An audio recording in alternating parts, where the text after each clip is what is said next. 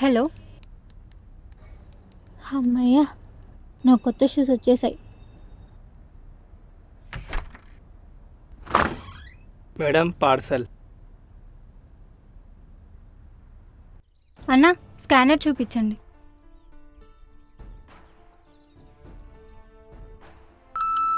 Payment అయిపోయిందన్నా. ఏంటో ఏమో ఈ జనరేషన్ పిల్లలు. ఏమైంది డాడీ, ఎందుకలా నవ్వుతున్నారు? ఇలారా, ఇక్కడ కూర్చో. ఏమైంది డాడీ? కాళ్ళకు వేసుకునే షూస్ కోసమే ఇంతలా ఖర్చు పెట్టావే, ఒకప్పుడు అవే షూస్ కోసం మేమెంతలా కష్టపడుతుండే తెలుసా? ఒక చిన్న మారుమూల గ్రామంలో ఒక పేద రైతు కుటుంబం ఉండేది. వాళ్ళకు ఒక అబ్బాయి ఉండేవాడు. తన పేరే రాజు. అరే మీరు పెద్దనాక ఏమవుతారా? నేనైతే పోలీస్ అవుతా, ఎస్పీ పరశురాం సినిమాలో చిరంజీవిలాగా అవుతా. నేనైతే పెద్ద క్రికెటర్ అవుతా, సచిన్ లాగా. అరే నేను ప్రభుదేవలాగా పెద్ద డాన్సర్ అవుతాం అనుకుంటున్నారా? అరే నువ్వు డాన్సర్ అవుతావరా? ఫస్ట్ అయితే స్కూల్కి బూట్లు కొనుక్కో. నేడే చూడండి, తప్పక చూడండి మీ అభిమాన హీరో సినిమా మీ దగ్గరున్న థియేటర్లో.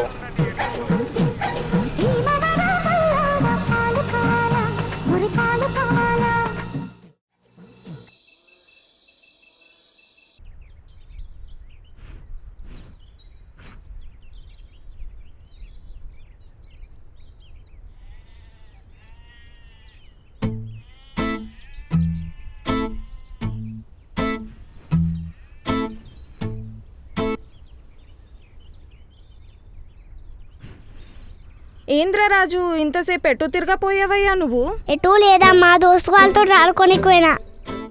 ఎండకు తిరగకరా, ఎండ దెబ్బ తాకుతుంది. సరే అమ్మా. అమ్మా అమ్మా, నాకు ఈసారి అయినా స్కూల్కి కొత్త బూట్లు కొని అమ్మా. మీ నాయనకి గోళీలకు కూడా డబ్బులు లేవురా, ఈసారి ఎలాగో అలా పోయా. అమ్మా నాకు ఆ బూట్లు ఫస్ట్ క్లాస్లో ఉన్నప్పుడు కొనిచ్చిన. ఆ బూట్లు మొత్తం తినేపోయాయి. ఇప్పుడు నేను 3rd క్లాసు. ఈసారి ఎలాగో అలా సర్దుకో అయ్యా. వచ్చేడాది కొత్త బూటులు కొత్త బట్టలు 2 కొనిపిస్తా. పో అమ్మా, ప్రతి ఏడాది ఇట్లనే అంటావు.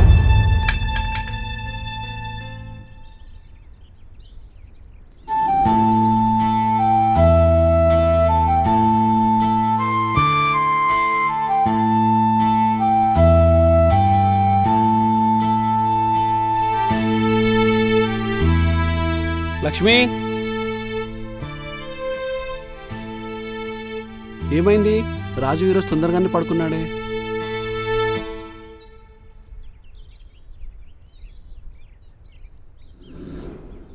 వాడి కొత్త బూటులు కావాలంట. స్కూల్లో వాడి తోడి పిల్లలు చినిగిపోయిన బూటులు చూసి రోజు సతాయిస్తున్నారట. మన స్తోమతని మించి వాడిని ఇంగ్లీష్ మీడియంలో చేర్పించినాం. అయినా మన పేద బతుకులు, వాడినైనా బాగా చదివించాలి. వాడు ప్రయోజకుడు అవ్వాలి.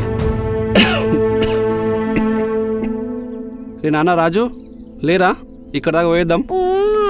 నిద్ర వస్తుంది. నాన్న రాజు, చిన్న తాతల బిడ్డ పెళ్ళి ఊరేగింపుదిరా, నిన్ను పట్టుకపోదాం అనుకున్నా. రావా? నీ ఇష్టం. ఇంకా నేను వస్తా. వస్తావా? పోదాం పద.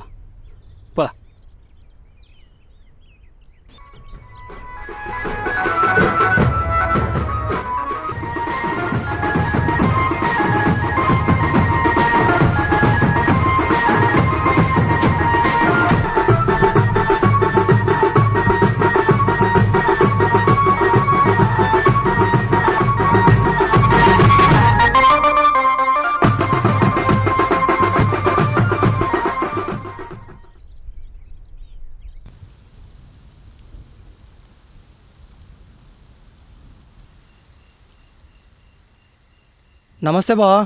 ఏరా రాజు, ఎట్లున్నావు? అమ్మా మామొచ్చిండే. ఇంత వర్షంలో వచ్చావేంట్రా? అంత మంచేగా? అంతా మంచిగా అక్క. నేను డిగ్రీ ఫస్ట్ క్లాస్లో పాస్ అయినా.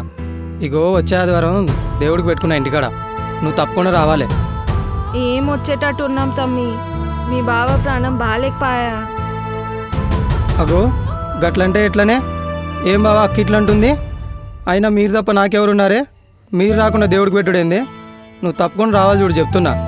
సరే మరి నాకు పనులున్నా ఇంటి దగ్గర, నేను పోయేస్తా. రే రాజు ఇలారా.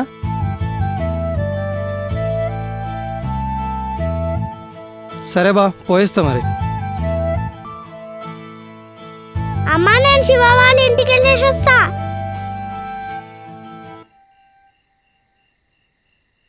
లక్ష్మి, నేను జర సౌకర్య అందాక పోయేస్తానే.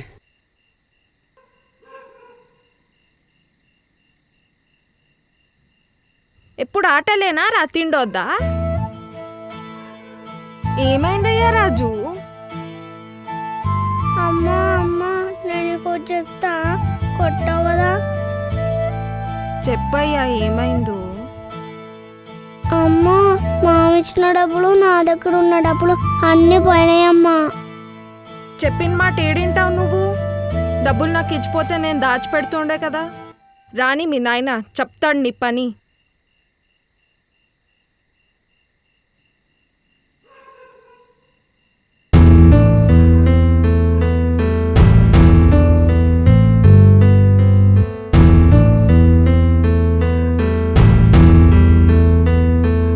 పోయిన పని ఏమైందయ్యా? పండిన బియ్యం పట్టించినాక కౌలకు పైసలు ఇచ్చిన తర్వాత మిగిలిన పైసలేవు. సరే అయ్యా. మీ అమ్మ వాళ్ళ ఇంట్లో ఏదో దావుతుందంట కదా, నువ్వు పోయి ఎంతో అంత కట్నం అప్ప చెప్పేసిరా. ఉట్టి చేతులతో పోతే మంచిగా ఉండదు. ఎందుకయ్యా ఇప్పుడు ఇవన్నీ? నీ ప్రాణం బాగాలేదు, హాస్పిటల్ పోయి ఈ పైసలతో గోళీలు తెచ్చుకో. ఏమైంది? రాజు మళ్ళీ తొందరగా పడుకున్నాడు. వాడు దాచిపెట్టుకున్న డబ్బులు పోగొట్టుకున్నాడట. 2 రోజులైతే స్కూల్ తెరుస్తారు. నువ్వు వచ్చాక కొత్త బూటులు కొనుక్కుందామని దాచిపెట్టుకున్నాడు డబ్బులు. నేను పోయి వాడిని కొత్త బూట్లు కొనుక్కొస్తా. ఏమయ్యా గోళీలకు పెట్టుకున్నావు కదా ఈ డబ్బులు, బూటులు కొందామంటున్నావు? పిల్లగాని భవిష్యత్తు కన్నా నాకేది ముఖ్యం కాదు. వాడు బాగా చదువుకొని ప్రయోజకుడు అవ్వాలి.